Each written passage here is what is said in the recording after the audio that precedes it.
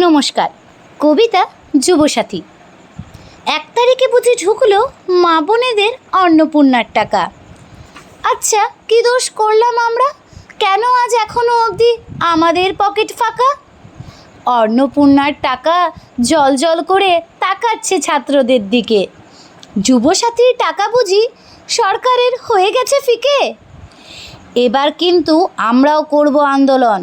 যুবসাথী না পেলে কিন্তু আমাদেরকেও কঠিন করতে হবে ছোট্ট সরল মন। গালাগালি পছন্দ নয় কো আমার, মনখানি বড় সাদা। তাই ভালো করেই বলছি, টাকা পাঠাও শুভেন্দু অধিকারী দাদা। যুবসাথীর টাকা মানে পরিশ্রম না করে মেলে স্বর্গসুখ। টিউশন না পড়েও জেল্লায় গ্লো করে নিজের মুখ।